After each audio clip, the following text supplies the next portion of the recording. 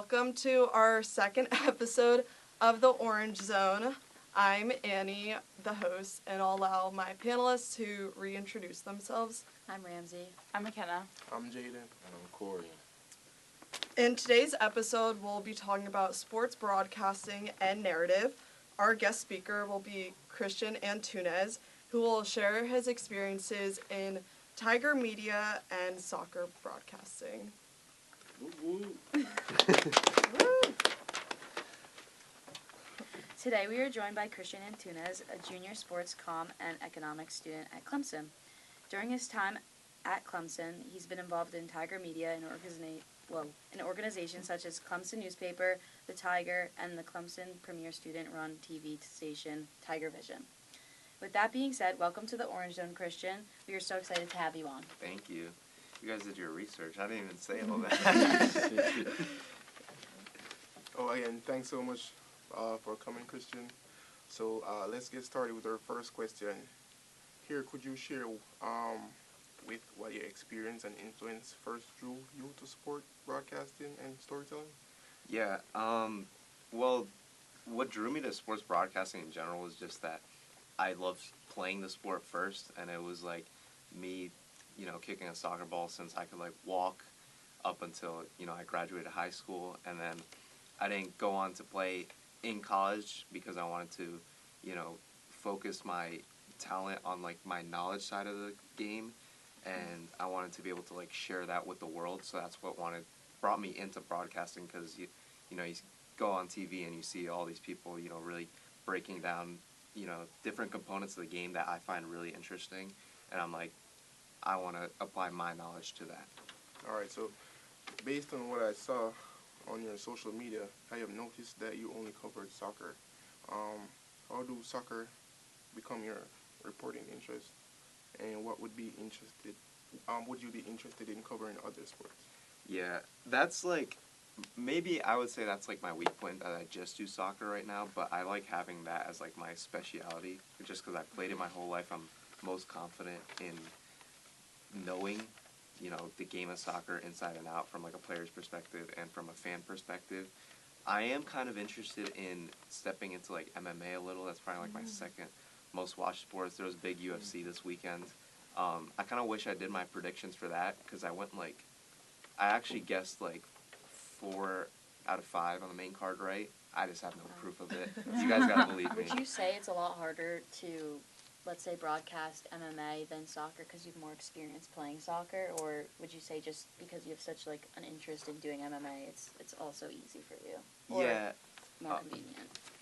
I'm my MMA knowledge is getting up there, so it's getting a little less hard, but it's also one of the fastest growing sports from a fan perspective. So, a lot of people, if you don't know your stuff, you'll get called casual. So that's a little intimidating, but I think, it's not getting as hard as soccer right now. Mm-hmm. So you talked about your passion for soccer. I was just curious what a typical day of reporting looks for you, on a game day. Yeah, on a game day, I probably, well, first I gotta make sure what time it is, because I've had some experiences, especially on the Clemson All-Sports schedule. It's kind of weird. You think the time's at the top, and then it's actually at the bottom. So it's if you gotta make sure it's at 1 p.m. or 7 p.m. because I've had bad experiences with that. But after that, I usually research the opponent more than I research Clemson, just because after watching them live for a few years now, I'm more comfortable, and I already have been watching how they've been doing throughout the season. I'll research the opponent more, any prominent players, top scorers, watch highlights of how they did in their last game, kind of compare them to how Clemson did if they have shared opponents. And then after that, I'll make my way to the game, get my credentials from Tiger Media, and some people like to go back and forth from pitch side up in the box. I usually just stay pitch side because I like the intensity of, being up close in the game. You see certain things that you don't really see at the top. But yeah, there I'll record my pre-match, either predictions or just analysis. I'll put that on my personal page And when halftime rolls around, I'll do my take on the game so far. And then usually I'll send my post-match to be posted on Tiger Vision as well. And I'll just have like my analysis of the game, little recap of who scored, etc., and whatever the next opponent is. How prompt are you with your social media posts? Because you talked about recording like before the game, during the game. How fast would you say like you get your like highlight reels on Instagram? I'm usually pretty good about it. I get like my pre-match within the first, I don't know, I'd say like 5-10 minutes of the game, and then halftime is usually posted, right there before the second half starts, maybe a few seconds into the second half starts. Actually, if anyone who works at Riggs is watching this, get me on the Wi-Fi because that would help so much. And then post-match, usually it takes a little longer because sometimes I will interview, Coach Noonan, or if they have a player for me to interview. And then that usually gets up in less than an hour, 30 minutes. Very fast. So you mentioned like researching like a bunch of stats, especially on the opposing team, and I can imagine like how much information is out there. How do you like nitpick what's important, like in terms of like creating your short videos? Because I mean they're like TikTok formatted. I assume they're not super long. Yeah. You can't include like everything in the game. Yeah. Honestly, top scorers is usually pretty big, especially in college. It's really easy for there to be like one main man on the team who's, banging in like 8 goals in 8 games. Men's soccer is actually about to play NC State, and they have the top scorer in all of college soccer. So I'm like, that's something I have to include. But then, even the game on Saturday, they played Elon, and some things it's just like you see with your eyes. And there's a freshman, Cooper Heinlein, and he plays for us, and was having a really good half in the first half, and it's just like something I have to note, because he may not show up on the score sheet yet or with an assist, but I'm like, from my perspective, he's been one of our best players, so I'll point that out. And then just patterns with team form is something I also like to do. If a team hasn't won in a significant period of time, or if they have like 3 ties in a row, or they're on a 8-game win streak, I'll include that. Alright, so how do you spread your broadcast videos on social media effectively? Wait, say it again? How do you spread your broadcast videos on social media effectively? That's probably more just like getting it up in time, because I also cover just professional games on my own, give my thoughts after games or keep up with news. And the most important part with that is like speed. If like I get something up quick, within the first hour that like the news breaks, it usually performs pretty well. Another thing I like to keep track of is just like good hashtags, like effective hashtags. That'll usually, boost my performance of the post as well.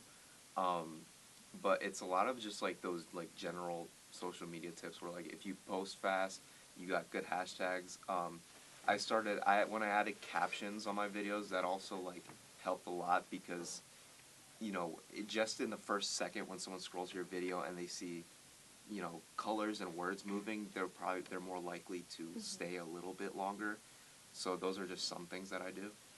Okay. I was curious, do your videos, when you collaborate with Tiger Vision, because you're gaining the traction from members in that organization, do those videos do better than like just your account posting? They definitely have like they have a base of just doing better. Like at the very least, they will do better than like my average video on my own.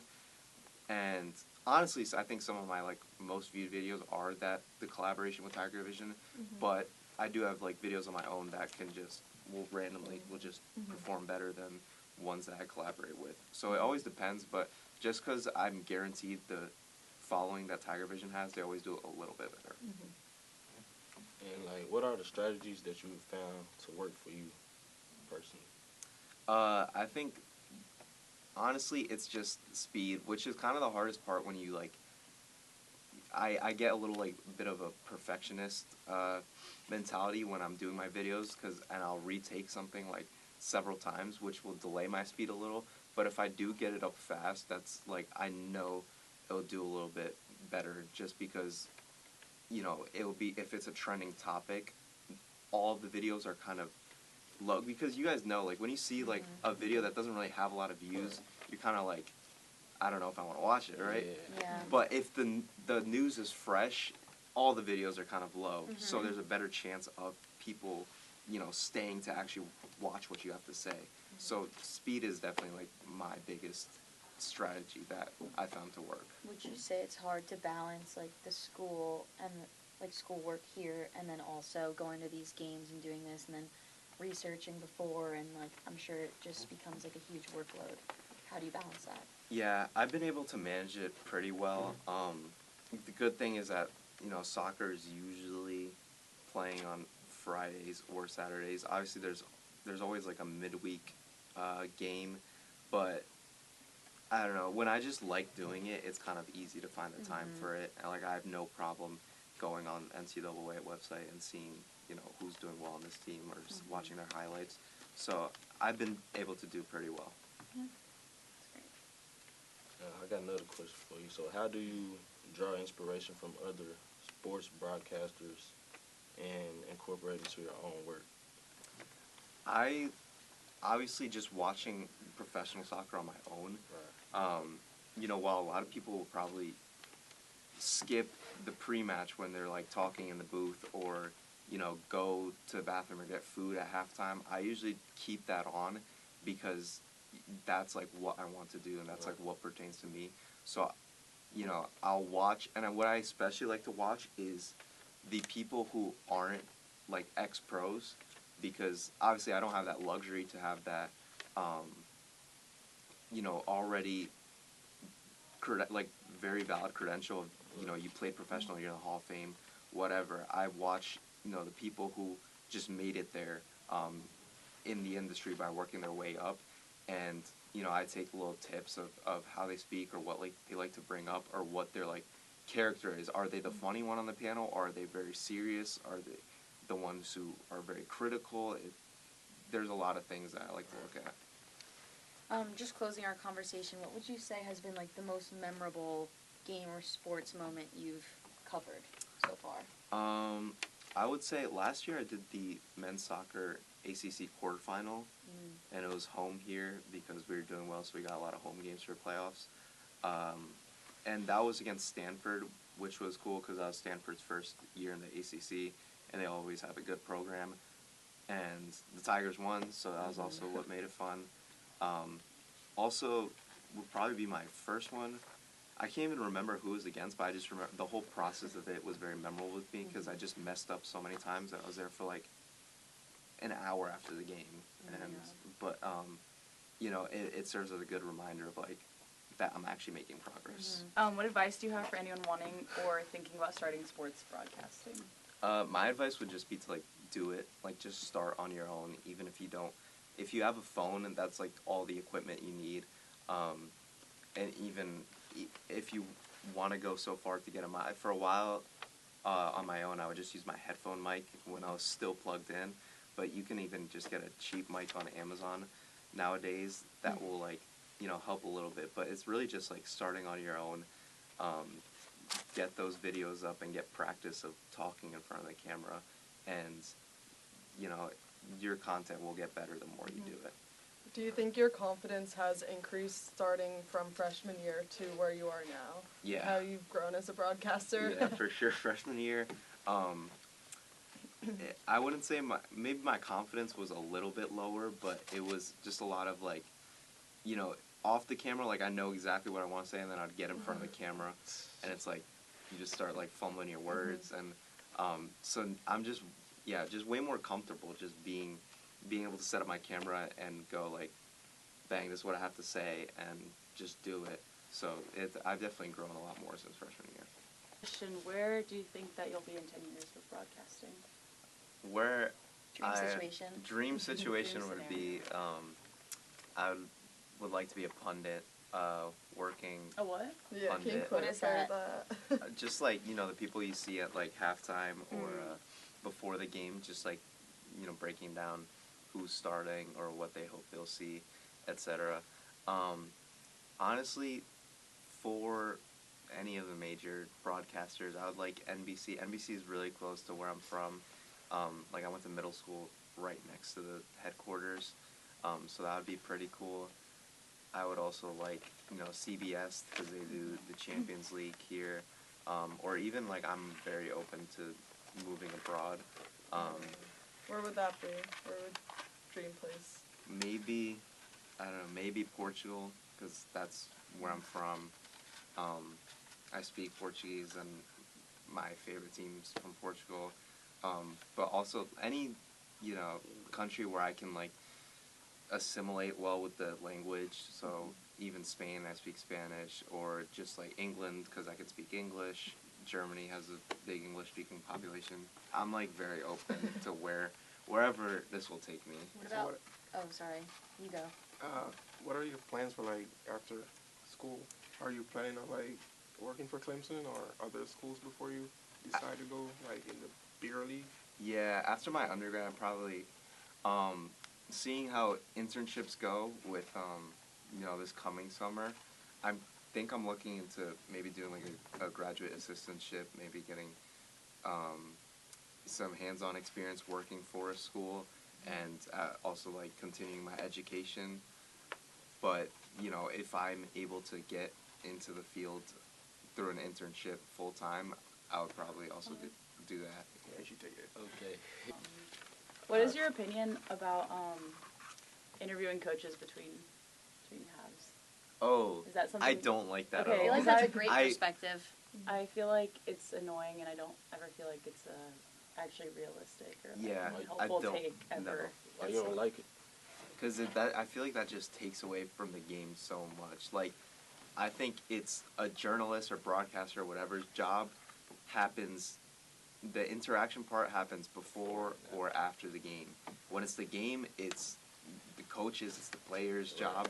That's true. their job right there. So like, imagine any other job where you get the New York Times just walks into your office and they're like, "So how's your work going?" Like it's just so It's like not it's really just authentic, weird. I It's feel not like. authentic. Yeah. Distraction, kind of. Yeah, and honestly, if you're like, even from like the journalist or broadcaster perspective, if you have to interview the coach who's like down 3-0 in the first half, like that's not comfortable for you Right. because he's not happy. Like what you don't know what you could say that'll just set him off, and then, I mean, you may get a headline, but it's like at what cost? Like I think Yeah. it takes away from the integrity of Yeah. the sport a lot. Do you ever like interview a certain player after the game that's like, the top goal scorer? How do you choose who you go to like get content from after if you do? Usually the team is like PR, like manager. I would say that's the title. They Oh. pick someone for me. Coach, the coach is usually like always available. Coach Noonan or Coach Eddie Radwanowski on the girls. But yeah, if there is a player, it's selected for me. How often are you thinking of a player and then it's not the player that they give you? Or is it pretty much always A the lot. same?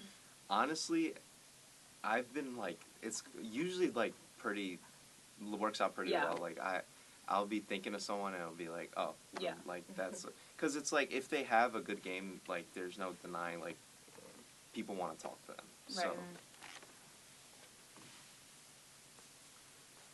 Do you have a favorite sports journalism or a sports broadcaster?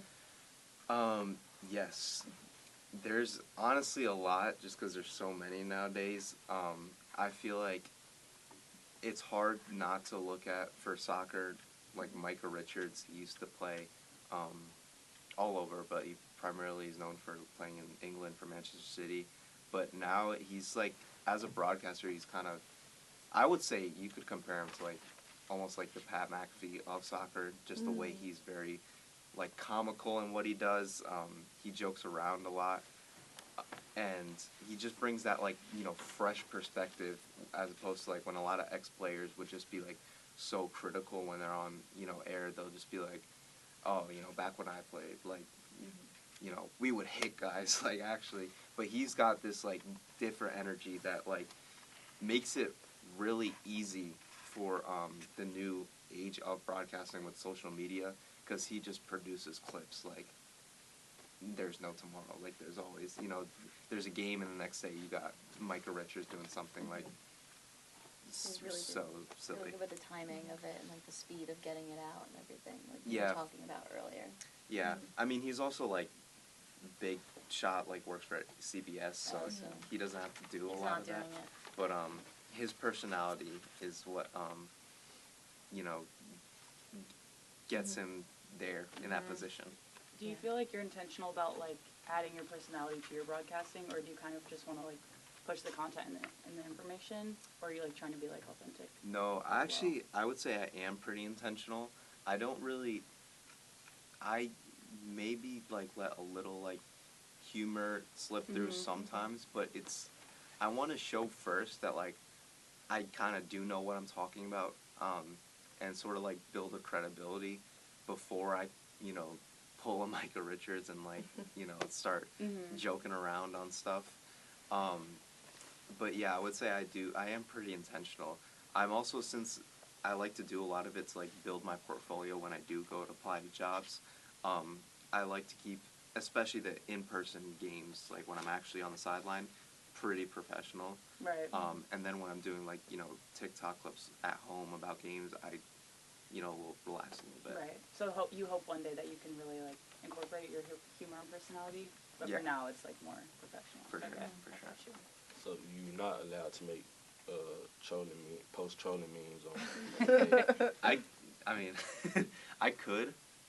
Definitely not for Tiger Vision. They wouldn't post that. But on your personal, you could. I could, like, realistically, but that's never been me. Not even when I played, I was never really like a big troller. I would just, like, stick to the game. But it's funny because when you're down on the sideline, like, you see, like, or you get to hear, like, when the fans trolling a coach, like, after a game. Like, when we played, men's soccer played Queens, and they, I don't know why, like, our fans were just chirping the coach the whole game.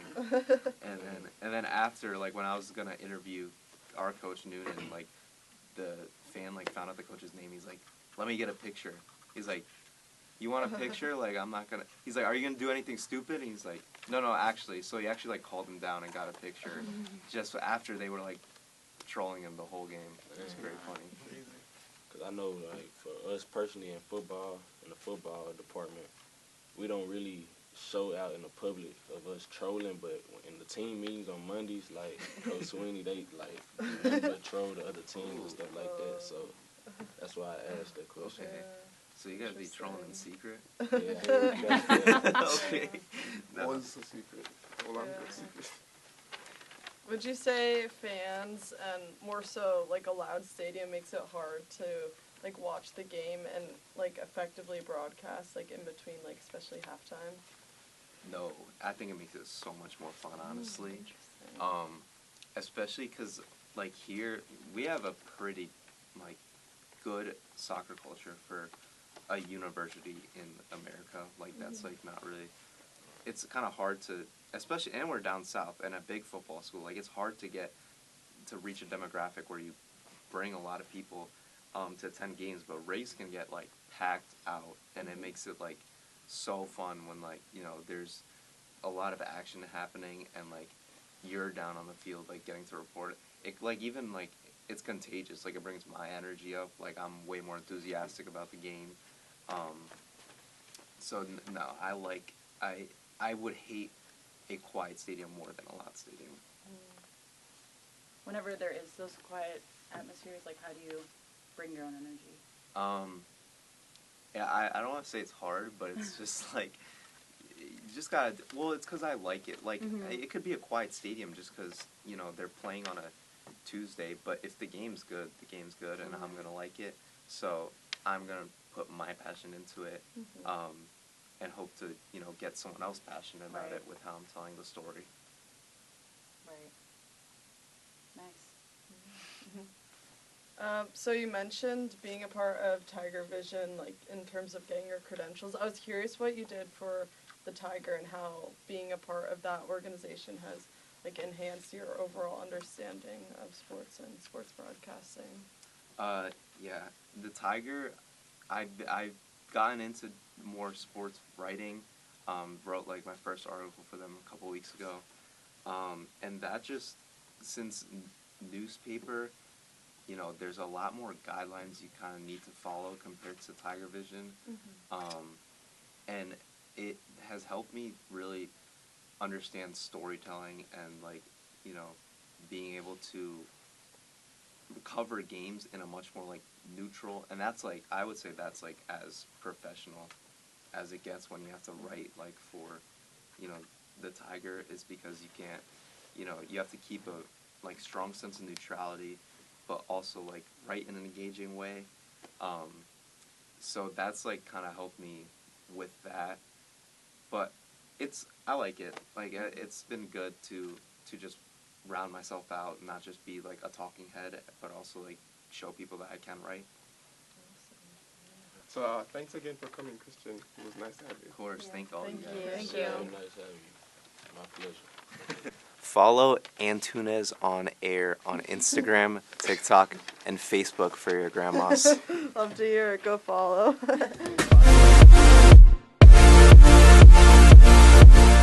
Welcome back to the Orange Zone and into our group panel discussion. To start our conversation, I really just wanted to reflect on our amazing guest speaker today, Christian.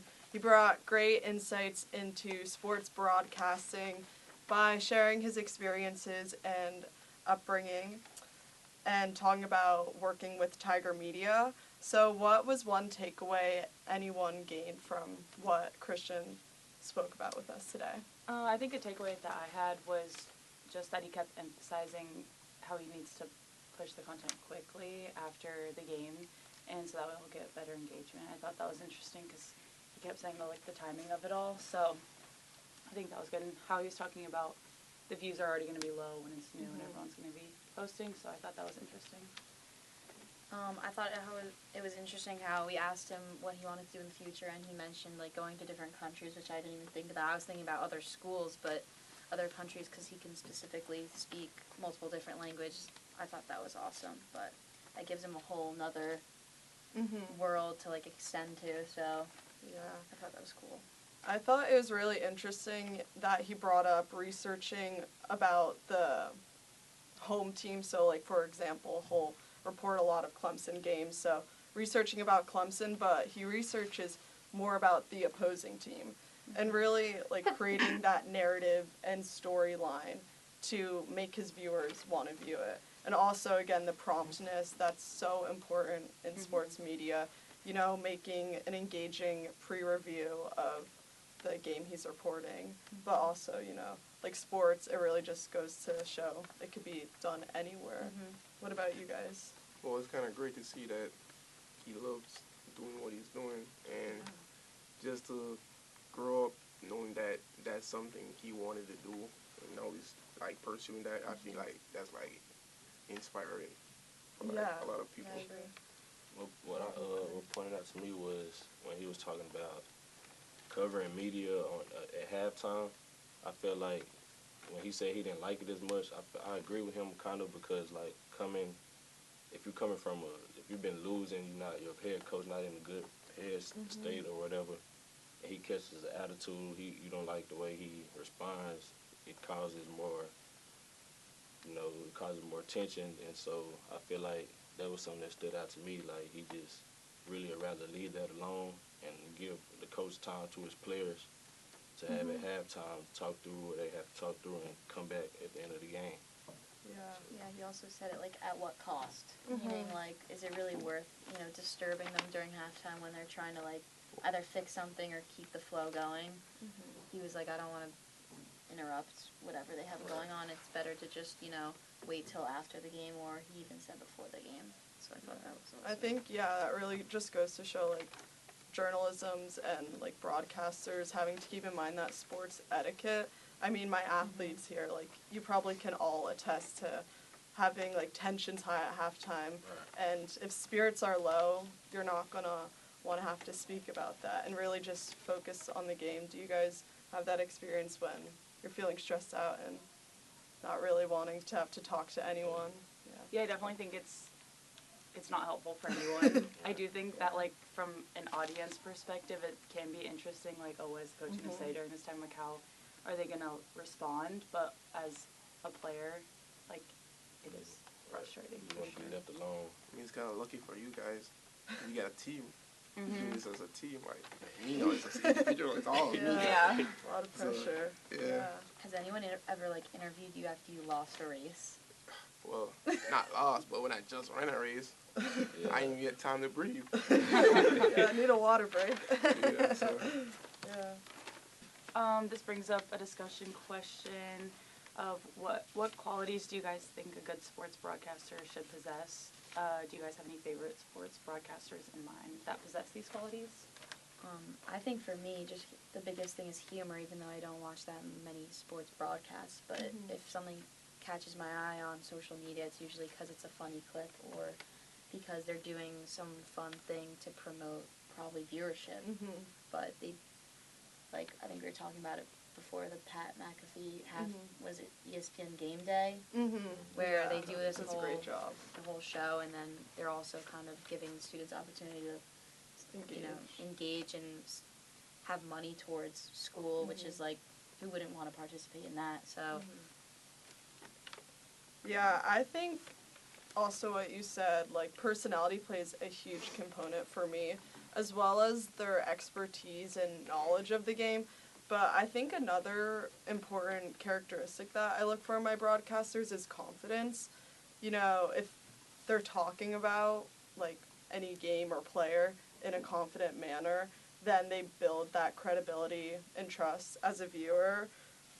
As well as, like, delivery and attention to details, like, super important to me, as well as, like, humorous. You gotta have a funny broadcaster for me. Stephen A. Smith. Definitely That's hate what when I- broadcasters are boring. That's the one I look at. I feel like he brings the personality. He brings, like, he likes to troll a lot and on his videos, and that gets the viewers to laugh and come look at it again and stuff like that. So I just watch him a lot.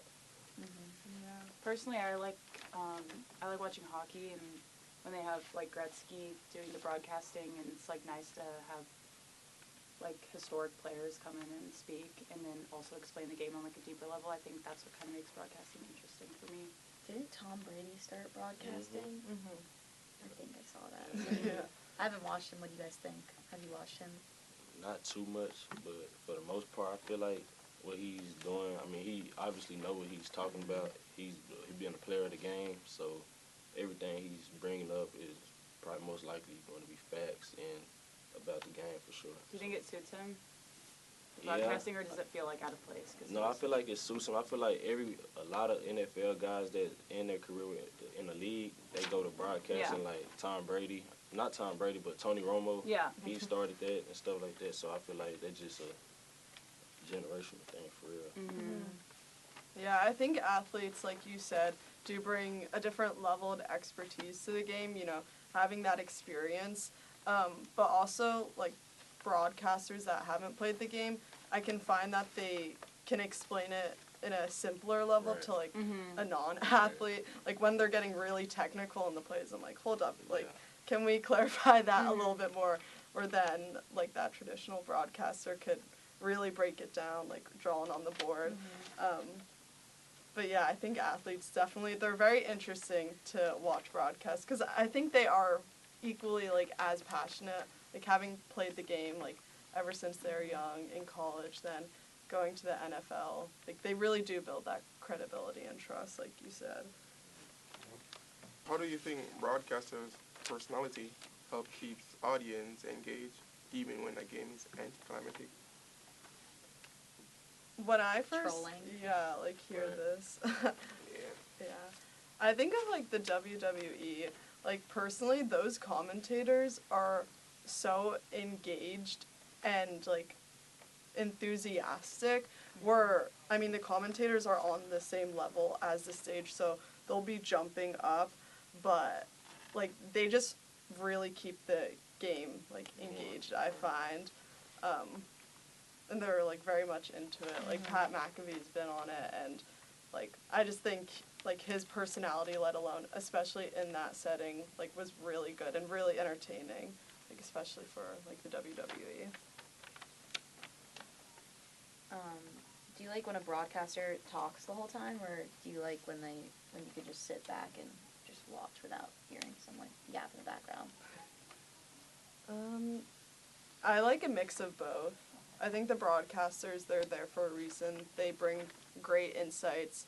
They'll say, like, who's coming on the field, who's coming off, and creating that narrative, like Christian was saying, like, researching from the opposing team. But sometimes I do want to watch the game. And what do you guys think, watching the game? I feel like it depends on 50-50. what mood you're in, kind of. Like, sometimes you just want to sit back and chill. You don't want no loud Noise, broadcasters or whatever the case may be. And sometimes you just actively up and you want somebody that's talking, engaged in the game and stuff like that. So I feel like really 50-50 kind of. What about you guys? I think it just depends if their commentary is good, to be honest with you. Because a lot of times I'll turn it off if they're just talking about, like, I know a lot of times with volleyball they're going to talk about the player that's serving, and then they'll talk about their family life and stuff like that, and sometimes I just don't care to hear about that stuff, so I'll turn it off. But yeah, just depends, I think. I think when it's games like football or hockey, I'll tend to keep them on, but with, like, volleyball or soccer. When it's more personal, you don't think it's as necessary. No. Yeah. Some people like to learn about other people's personal lives, but I don't. So. Yeah. I think some broadcasters, whether they're more laid back in their reporting and more, like, information-based or, like, more personal, it could honestly make you feel like you're sitting right next to them on the couch, like, how in-depth they'll go, or, like, if they're more professional, like Christian was saying, he tends to keep his videos more professional and showing less of his personality, whereas, like, some tend to show more of their personality in that. Do you think that when broadcasters bring up details from previous games or past matchups, it makes the current game more exciting and meaningful, or do you think it's kind of just, like, in a way when they could be talking about other stuff? I love when they do that because I think it just adds way more context, and then you have, like, more of a reason to watch the game. Yeah. So. I feel like that's I feel like that's most of their job, I guess. But. What do y'all think? You don't really. I'm just watching and watch. I don't really be listening to broadcasts. It doesn't change how you watch the game. Nah, it's not going to really do much. It's just running. Can't really talk much about it unless you just want to talk about a pass or what you expect. But most of the time when you're talking, it's what everybody already know. So. Do y'all think it's appropriate for, like, broadcasters to bring up personal life, players' personal Problems life? or positive things? Either or, like, it could be. I feel like if they bring up, like, one of their past issues that doesn't involve the sport, it's kind of like, why are you talking about that? But if it's an injury, I think that's good because it kind of shows you how much they've grown or how much, I don't know, if they need a little more time off. But I think usually it's a good thing. But What about, like, families? Do y'all think about? I didn't think about that, actually. What do you think? When I'm watching a sport, I'm more so concerned about the sport itself and the team that I'm watching. Like you said, I think injuries are important to bring up in the context of how this person may be in their headspace. But in terms of, like, really personal stuff, like family, I tend not to listen more to that. I just like more watching the game. That's just me. I think it's cool sometimes when they bring up, like, oh, his dad was in the NFL, or, like, his Yeah. mom played this sport in college. I think that's kind of interesting, but again, I kind of also agree with you about I don't really need to know about all that. I find it really interesting, more so, like, narrative shaping. I love hearing about the opposing team, or, you know, if I'm, like, when I was tuning in on the Red Sox-Yankee game, like, I loved hearing more of the context, like, as a Red Sox fan. I think it's more so, like, if you're a big fan of the team, you want to hear more about the the team and like more Yeah. about what's at stake at the like, match. That's true. I think also like really reporting on one side, and like say if there's like a big upset, like that just adds like more excitement like to the game and like, oh wow, like that team wasn't supposed to win, like they had all the odds against them, but like they still came out on Like top. underdog Yeah. information. I definitely like when they include like specific stats, Mhm. rather than like, oh, like they have a 20% chance of winning this game or whatever. I think that's the most interesting, and I think it makes the game way more relevant. Yeah, I agree. I think definitely, yeah, like we were gonna touch upon this, like having that knowledgeable sports broadcaster, like really contributes to your understanding of the game. Like, I just think it's so valuable. Like sports broadcasters, especially nowadays, like they just like help like simplify it, Yeah. like to their fans. How does having a knowledgeable sports broadcaster contribute to your understanding of the game? What do y'all think? I think if it's like I'm watching soccer and it's someone that I really liked watching in the past, and I mean we talked about having a past player as a broadcaster before, but I think it personally connects to me if I really loved watching them. Like I talked about Tom Brady, but like I hate the Patriots, so like I don't really like watching him. But if it's like, I don't know, not saying that I watch soccer a lot, but if it was like Alex Morgan doing a feature on a podcast, I would probably like, oh, like I'd rather watch that than like someone on a team that I hate. Right? Yeah. Yeah. So. I mean, I get quite excited when I see Tom Brady on the screen just because I have grown up being a Patriots fan. But also, like, answering, I think, like, having whether that's, like, a previous athlete or, like, someone that's worked at ESPN for 30-plus years. I just always appreciate the broadcaster and, like, the anchor. Like, their knowledge that they pass down. Got it. Well, with that point, we are going to conclude our discussion today. As always, thank you so much for listening and tuning into our second episode of The Orange Zone. We're super excited for our upcoming episodes in store. Feel free to like, comment, share, subscribe to the Sports News Media podcast, and give our other podcasts a watch as they're comprised of our amazing peers. Make sure to follow our collaborative Instagram, the Sports News Media Podcast.